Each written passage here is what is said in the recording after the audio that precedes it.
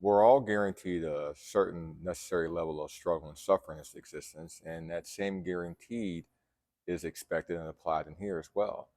And I don't mean that maliciously. I don't mean it with the grotesque or often malevolent depiction that's often portrayed as either. What I mean is you're trying to transition to something here. The physical part has been agreed upon, but it's the mental and emotional component that we just don't speak on. The necessary struggles and suffering that you have to do to progress and grow as you attempt health, wellness, fitness, and the mental components that go with it start to become difficult when you don't assign any purpose or meaning to it.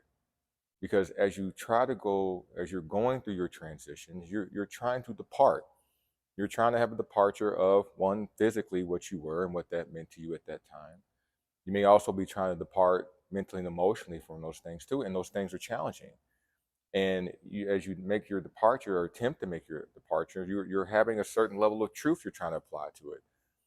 And in that truthfulness, you're challenging your illusions of what you thought something was to be, and now what that meant, and everything that went with it, how you lived, what you thought of, the people in your life, your family, all these other things. And we don't speak about those things. And this isn't my idea. German philosopher Friedrich Nietzsche has a wonderful quote that goes with it, and I can't recite it verbatim, but it pretty much is the second you start being truthful and you start challenging people's illusions, there starts to be a pull away from you. You start to kind of pull yourself away from the crowd. Now, his quote was more about society and social and people being truthful in that realm and in that era. But I also believe there's a certain component of when you start to assign that truthfulness to yourself, when you start wanting to do something better for yourself and in trying to do those things better for yourself, there's a level of honesty that has to come with that, especially when you start adding purpose and meaning to the necessary struggles and sufferings you're going to go through.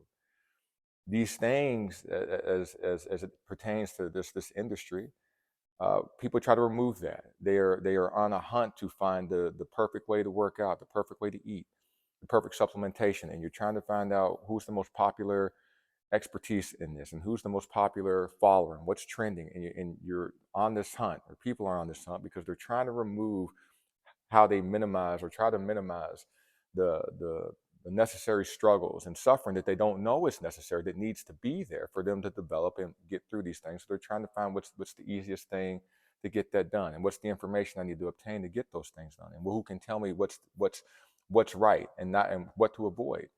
And what they don't know is that no matter how perfect the plan is, whoever you follow and what you come across and come upon in media and news and whatever you kind of view, you're going to struggle and suffer, because now you got to take this thing and now you have to apply it to real life.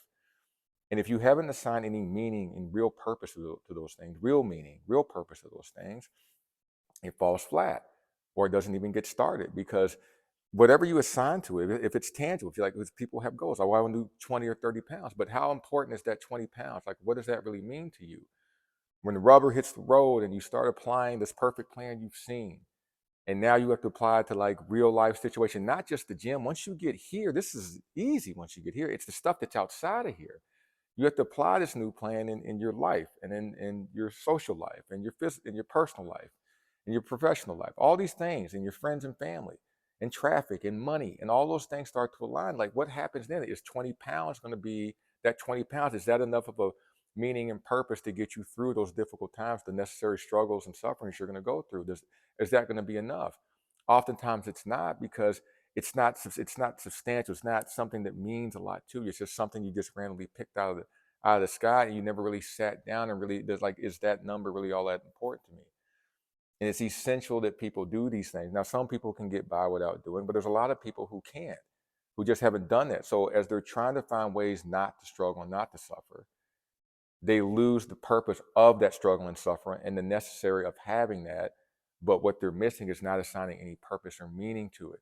And when you can assign purpose and meaning to these things, they're going to be a lot easier to go through. They're going to be a lot easier to tolerate. Doesn't mean the task is going to be easier, but just your mental approach to it's going to be a lot easier to understand, like, this is why I'm going through these things. And especially in fitness, it's not something we often talk about. We glorify kind of the fantasy, the physical component. But we don't talk in depth about, well, how does a person even arrive themselves to even put themselves there? And if you only look at what other people's depiction of that is, and don't spend time within and spend time trying to figure those things out, because that's what you have to do.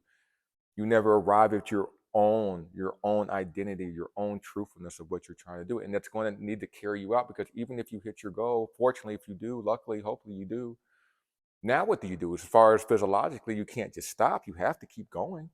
You don't get, there is nothing in this existence physiologically in your body where you just get to stop moving and keep trying and start putting challenges against your body for it to keep growing and not decaying, and to keep it prospering, keep it moving forward. You're going to have to keep those efforts up. So if you don't have any things, well, once you hit that 20 and whatever that number is, and you've done it, now you got to assign something to how you keep moving forward, because you don't just get to sit still. And it's so important that we assign this purpose and meaning, and because it's guaranteed that you are going to struggle and suffer as you go through your gym experience or your health and fitness experience.